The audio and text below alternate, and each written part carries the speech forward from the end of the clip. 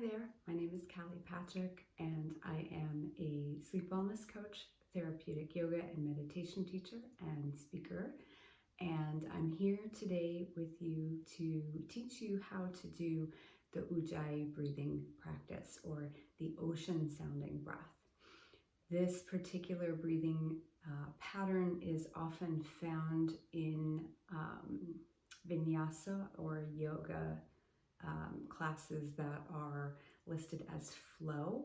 However, I find that the breathing technique in and of itself can be very valuable for people, whether or not they are moving. And so I'm going to take you through today how I learned how to do the Ujjayi breath, and it is one that can take some time. The first thing to practice before you attempt to do the ocean sounding breath is to actually try to bring your breath into a pattern where it is long and smooth. And that's both on the inhalation as well as the exhalation. And then the ocean sound would be something that you would layer on to that foundational practice. And part of the reason for that is because it's very hard to add a sound to a breath where, for example, most of the breath will come out at the beginning.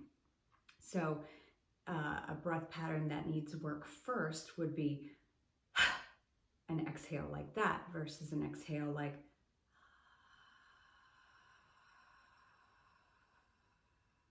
where it's long and controlled. And the same thing with the inhalation. Very challenging to add the breath sound to a huge sniff in versus a nice, slow, controlled inhalation. So that would be the first thing to practice. Why do we practice ocean sounding breath? Well, you might find the sound of the ocean calming, which is one thing. We will always want to, or in general, given our lifestyles, we want to be calming the nervous system down a bit from all the stimulation that we're taking in. But it can also help focus the attention. So the breath is always available, and if we focus on the breath, that can help take our attention to more calming things or away from stressful things. Sometimes just paying attention to the feeling of the breath or watching the breath isn't quite enough for people who have busy minds. So in this case, adding the sound is another way that the mind will improve its focus on the breath. So let's start with the exhale. So the Ujjayi breath is like a whisper, right? And we're going to start by exhaling with a soft ha sound. And I'd like you to imagine as though you are exhaling in a way that would fog up a mirror. So it can be sometimes helpful to hold your hand up in front of your face and pretend that you have a mirror there. And so your breath in would be a normal, long, extended, natural breath, and your exhale would have that soft ha sound. So it would be like this: breath in, breath out.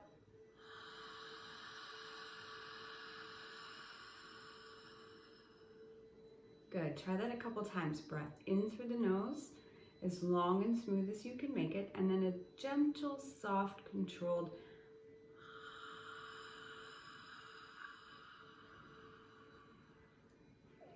good.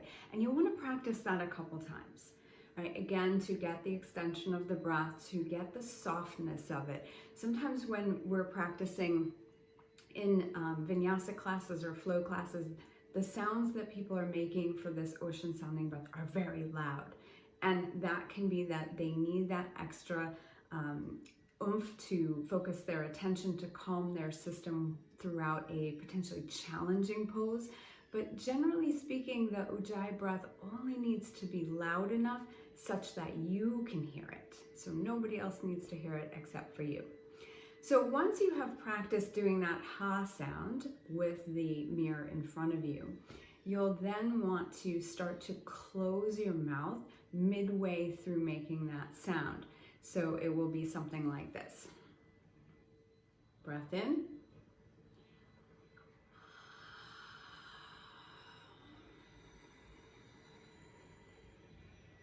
I'll do it again. Breath in.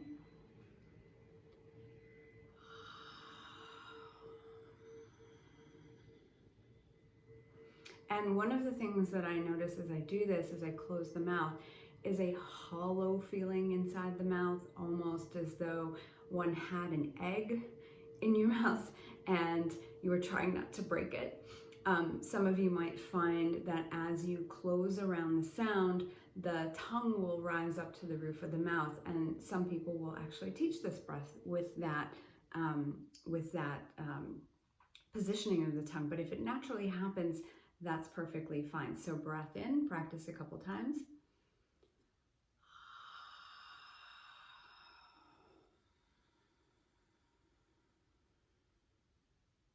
Good, one more time, breath in.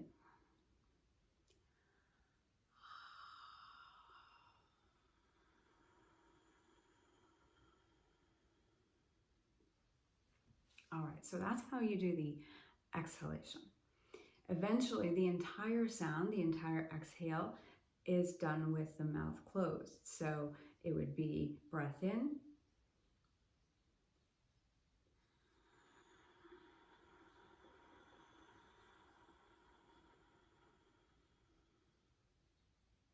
One more time, breath in.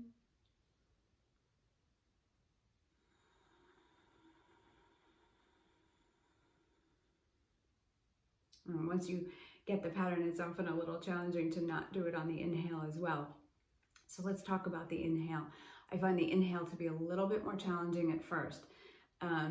So how do we think of this? We can think of this as a breath in through a straw, but again, not a quick intake, but a slow, steady intake.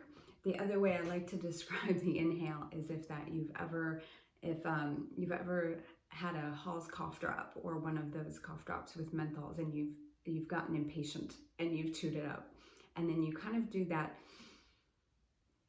hollow back of the throat feeling to get the sensation created by the menthol. That's kind of what we're looking for on the inhale. And so you can practice either by imagining the straw first, so you can go, and then practice your exhale. If you do the straw idea, I want you to not have super pursed lips though, just loosely pursed.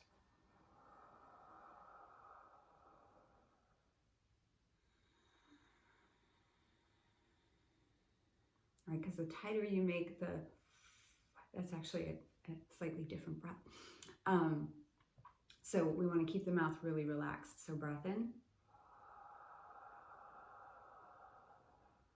Breath out. Good, one more time. Breath out. And when you put the two sides together, you're doing the entire breath with the mouth closed. So full ocean sounding Ujjayi breath is like this.